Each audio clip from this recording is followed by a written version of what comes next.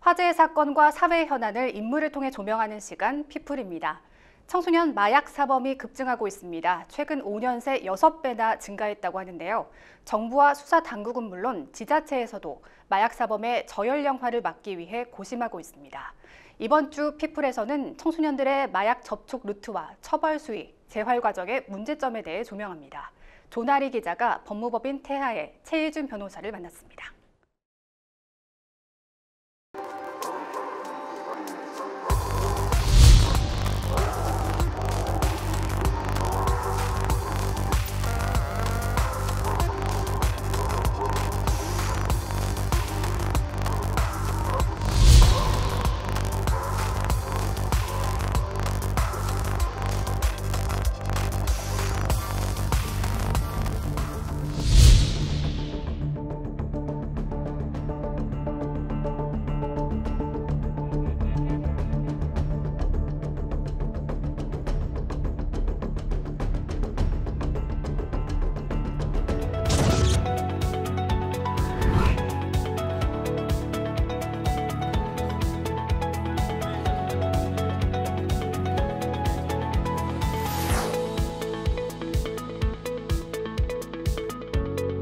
십 대 마약 사범이 지난해 이제 5년 전에 비해서 6배 증가했다고 하는데 실제 변호사님도 현장에서 체감을 하시는지 좀 궁금합니다. 네, 정말 체감하고 있는데요.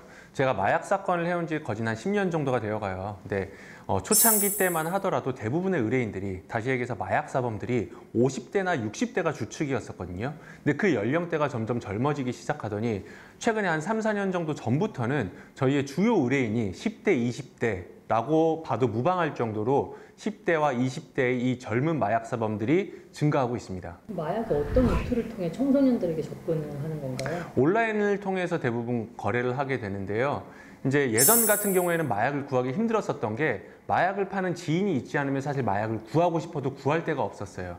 근데 이게 온라인을 통해서 급속도로 이제 유통이 되기 시작하면서 오히려 온라인에 익숙한 젊은 세대들이 인터넷에 검색을 하게 되면 너무나도 손쉽게 마약을 구하게 된 거죠. 5, 60대 같은 경우에는 뭐 텔레그램을 어떻게 활용을 하고 이 이미지를 가지고 어떤 식으로 마약을 찾아가는 건지에 대해서 오히려 좀 생소할 수 있는데, 젊은 층들 같은 경우에는 이런 어플리케이션을 활용하고 인터넷을 활용하는 게 익숙하다 보니까 훨씬 더 구매가 편해진 거죠.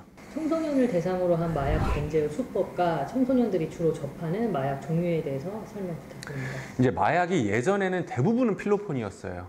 근데 최근에 젊은 층들이 마약을 소비하게 되면서 주로 소비되는 마약들이 케타민 혹은 합성 대마 혹은 액상 대마 이런 쪽으로 옮겨가고 있거든요. 액상 대마나 합성 대마 같은 경우에는 전자담배 형태로 되어 있다 보니까 투약이 용이하죠. 왜냐하면 예전에 필로폰 같은 경우에는 우리가 흔히 이야기하는 주사기로 투약을 하는 방식이었다 보니까 뭐 혈관을 찾는 것도 어렵고 투약 방식이 좀 까다로웠었는데, 액상 담배 피듯이 손쉽게 마약을 투약할 수 있다 보니까 액상 대마나 혹은 합성 대마 쪽으로 많이 퍼지고 있고요. 케타민 같은 경우에는 최근에 이제 클럽이나 강남 일대에서 파티를 즐기는 약간 유희용 마약으로 급속도로 번지고 있습니다. 마약은 중독성 때문에 끊기가 어려워서 그만큼 계속 구매해야 되면 돈이 들잖아요. 근데 왜 그게 범행 대상이 청소년들일지 좀 궁금하거든요. 이게 보통 마약을 판매를 할 때 샘플로 판매를 하는 경우들이 많이 있어요. 그러니까 소량 싸게 해서 먼저 접하게 한 다음에 중독이 되면 그때부터 제대로 된 값을 받고 판매를 하게 되는 거죠. 청소년 같은 경우에 호기심에 예를 들어서 한번 투약할 때 뭐 1, 20만 원, 뭐 비싼 경우에는 좀 더 그거보다 비싼 경우가 있는데 보통 1, 2회 투약량이 1, 20만 원 정도가 되거든요. 그러니까 아예 구매를 못할 정도의 가격은 아니기 때문에 호기심에 이제 한두 번 접해보는 거죠. 근데 한번 중독이 되면 그때부터는 사실 돈이 문제가 아니잖아요. 어떻게 해서든 뭐 집에 어떤 이야기를 하든 혹은 뭐 불법적인 경로로 돈을 벌어서라도 마약을 투약을 하게 되는 거죠.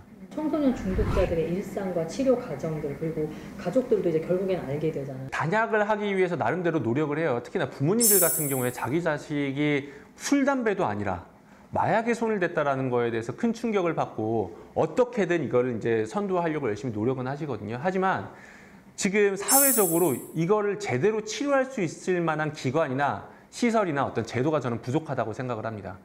청소년들이 마약에 중독이 됐어요. 혹은 청소년 아닌 사람들이 마약에 중독이 됐다 하더라도 당장에 어디 가서 이 단약 치료를 받느냐는 거죠. 우리나라에서 이걸 전문적으로 치료할 수 있는 기관이 극히 제한적이기 때문에 지금은 어떤 전문적인 청소년들이든 혹은 성인들이라 하더라도 전문적인 치료를 받을 수 있는 그 어떤 기회나 방법들이 좀 적다라는 생각이 들고요. 청소년 마약 사범에 대한 형벌과 실제 선고되고 있는 형량은 어느 정도일지 궁금합니다. 매매라는 것은 판매하는 것뿐만 아니라 사는 것도 포함이 되거든요. 혹은 밀수입에 가담한 경우에는 5년 이상의 징역형에 처하도록 규정이 되어 있습니다. 뿐만 아니라 내가 취급한 마약류의 가액에 따라서 10년 이상의 징역형에 처하도록 규정이 되어 있는 경우도 있거든요. 이게 어느 정도냐면은 내가 살인죄를 저질렀을 때가 5년 이상의 징역형에 처하도록 규정이 되어 있습니다. 다시 얘기하면 제가 어떤 마약류를 사는 행위 자체가 살인죄에 버금갈 정도로 중대한 범죄라는 것입니다. 초범 같은 경우에는 대부분 이제 기소유예 처분으로 끝나는 경우가 많아요. 이 기소유예 처분이라는 것은 죄를 저지르기는 했으나 이걸 재판으로 넘겨서 처벌까지 받지는 않게 하겠다. 이제 그 기소를 유예하겠다라는 일종의 처분인데요. 가볍죠.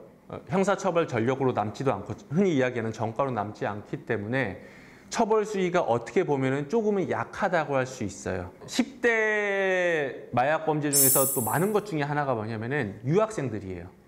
물론 국내도 있지만은 지금 미국에서 일부 주에서는 대마에 대해서 합법화를 했잖아요.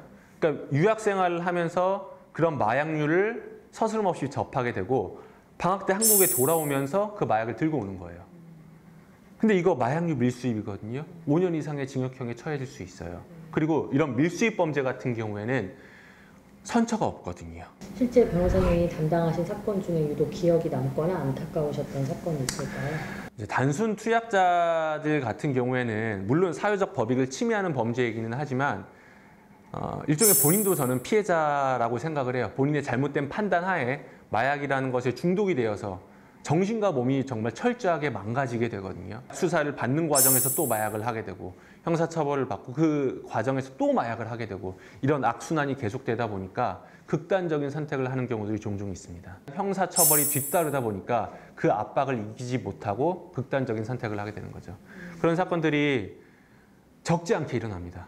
마약은 처벌보다 치료가 중요할 것 같은데 청소년을 포함한 마약 사범들의 치료가 적절히 이루어지고 있다고 보시는지. 저는 치료가 많이 부족하다고 생각을 합니다. 그러니까 전문적으로 이 마약 사범에 대해 치료를 하는 기관들이 많지 않거든요.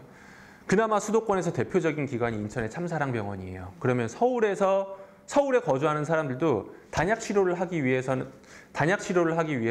인천까지 가서 치료를 받아야 되는 거예요. 혹은 마약퇴치운동본부라는 기관을 통해서 그나마 단약 어떤 심리적인 치료 이런 것들을 병행할 수는 있는데 거의 대기표 끊고 가야 되거든요.